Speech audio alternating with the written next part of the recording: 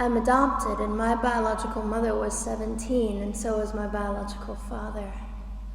She was 7.5 months pregnant when she decided to go to Planned Parenthood, which is the largest abortion provider in the world, and they counseled her to have a late-term saline abortion, which is a saline salt solution that is injected into the mother's womb.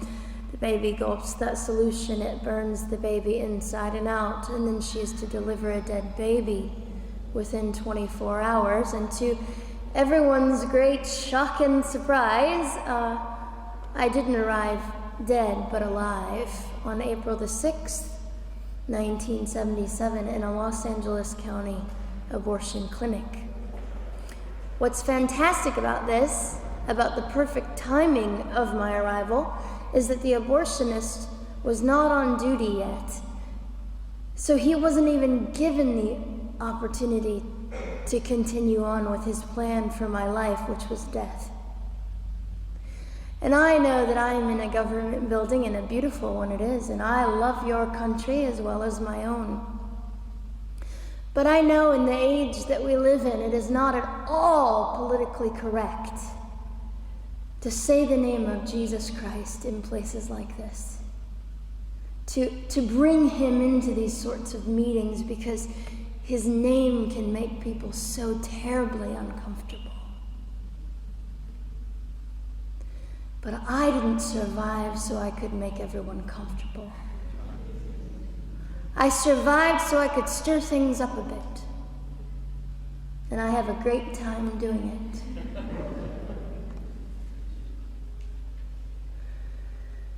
And so I was delivered alive, as I've already said, after 18 hours. I should be blind, I should be burned, I should be dead. And yet I'm not. You know what is fantastic vindication is the fact that the abortionist had to sign my birth certificate. So I know who he is. And it also says, for any skeptic listening, on my medical records, born during saline abortion. Ha! They didn't win.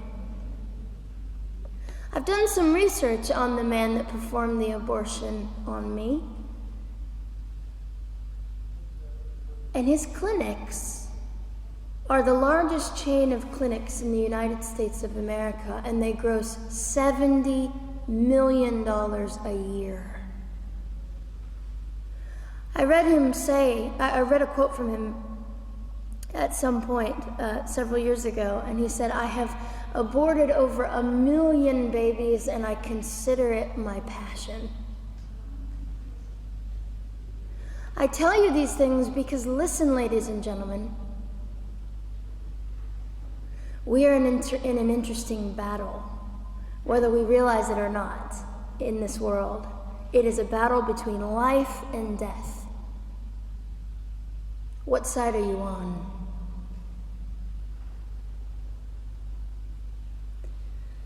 So a nurse called an ambulance and had me transferred to a hospital, which is absolutely miraculous. Generally, the practice at the time, and up until 2002, was, in my country, was to end the life of an abortion survivor by strangulation, suffocation, leaving the baby there to die, or throwing the baby away.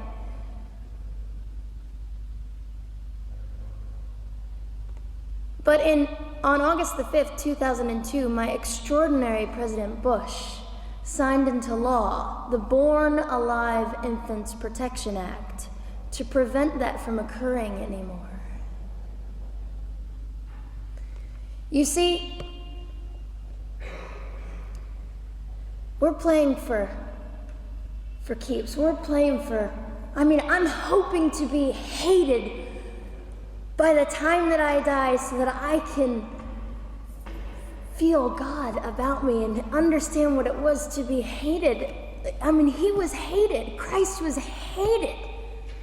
And not that I look forward to being hated, but I know along my journey, I know I'm already hated because I declare life. I say, you didn't get me. The silent Holocaust didn't win over me. And my mission, ladies and gentlemen, among many things, is this: to infuse humanity into a debate that we have just compartmentalized and set on a shelf and said it is an issue. We have removed our emotions. We are becoming harder. Do you really want that?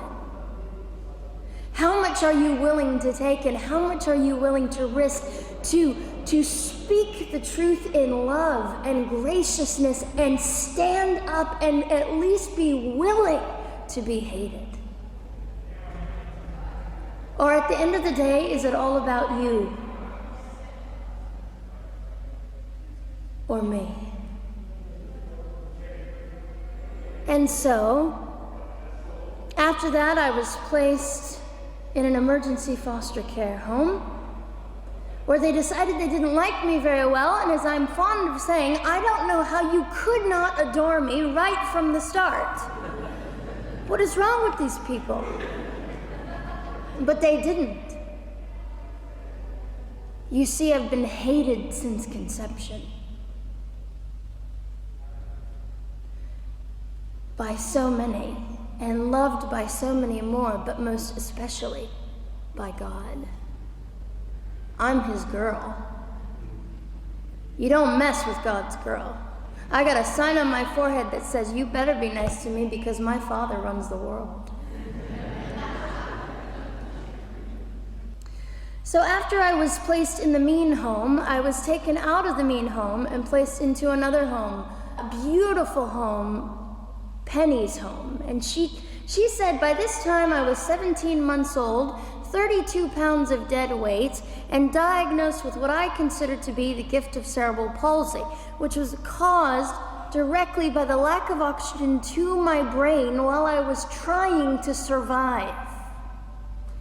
Now, I am just compelled to say this. If abortion is merely about women's rights, ladies and gentlemen, then what were mine? There was not a radical feminist standing up and yelling about how my rights were being violated that day. In fact, my life was being snuffed out in the name of women's rights. And ladies and gentlemen, I would not have cerebral palsy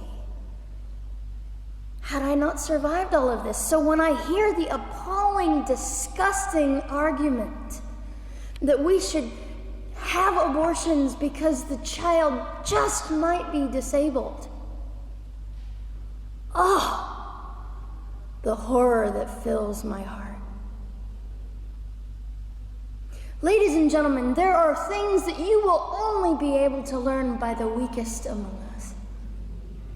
And when you snuff them out, you are the one that loses. The Lord looks after them, but you are the one that will suffer forever.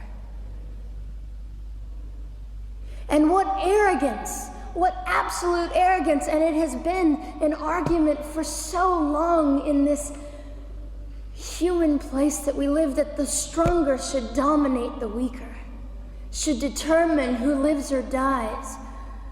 The arrogance of that, don't you realize that you cannot make your own heart beat? Don't you realize that all the power that you think you possess, you really possess none of it? It is the mercy of God that sustains you, even when you hate him.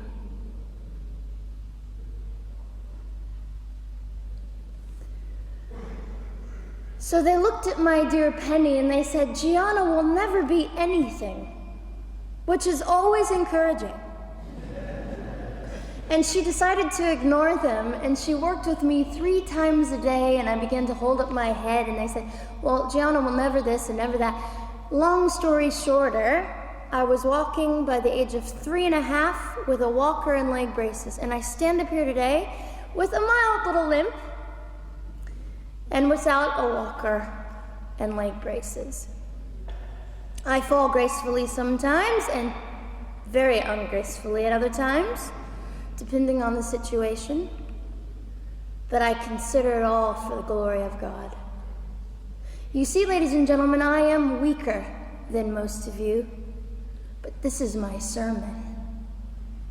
And what a small price to pay to be able to blaze through the world as I do and offer hope. And I think in our misunderstanding of the way things work, we misunderstand how beautiful suffering can be. I don't willingly sign up for it, but when it comes, we forget. We forget that God is in control and God has a way of making the most miserable thing beautiful.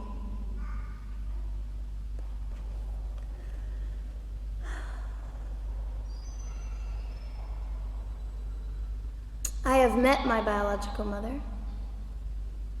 I have forgiven my biological mother. I am a Christian.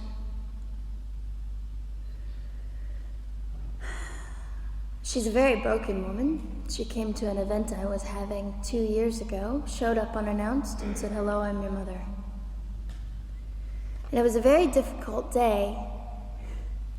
And yet, while I was enduring all of this, you'll probably think I'm silly, but I was sitting there and I was thinking, I don't belong to you. I belong to Christ. I'm his girl, and I'm a princess.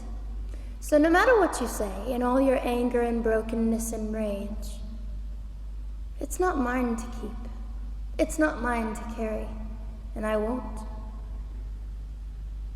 I was saying all this inside. So ladies and gentlemen, you have an opportunity. But for just a brief moment, I would like to speak directly to the men in this room and do something that is never done. Men, you are made for greatness. You are made to stand up and be men. You are made to defend women and children, not stand by and turn your head when you know murder is occurring and do nothing about it.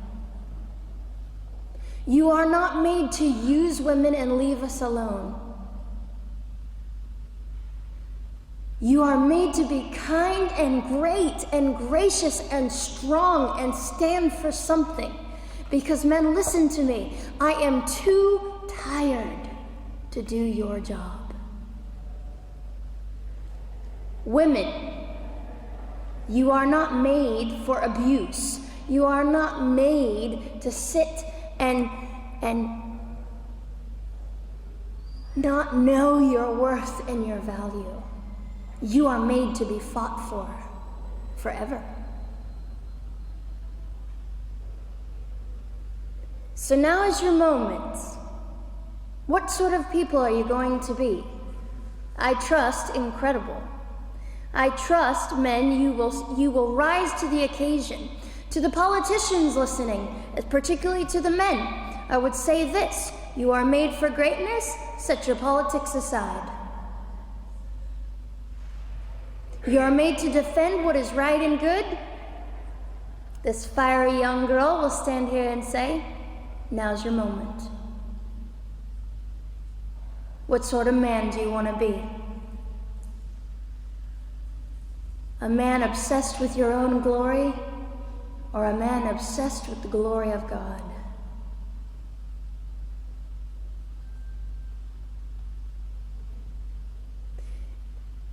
It's time to take a stand, Victoria.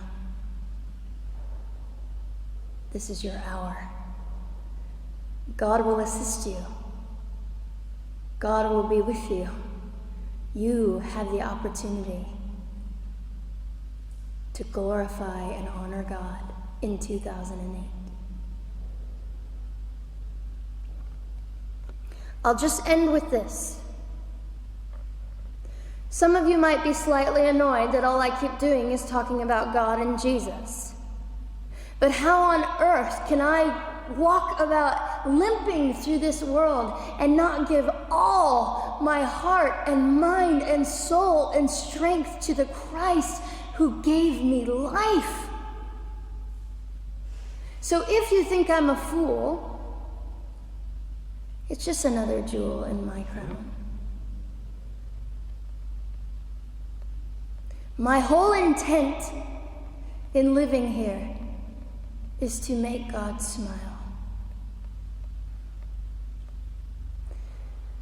I hope some of this made sense. It just came from my heart. God bless and keep you.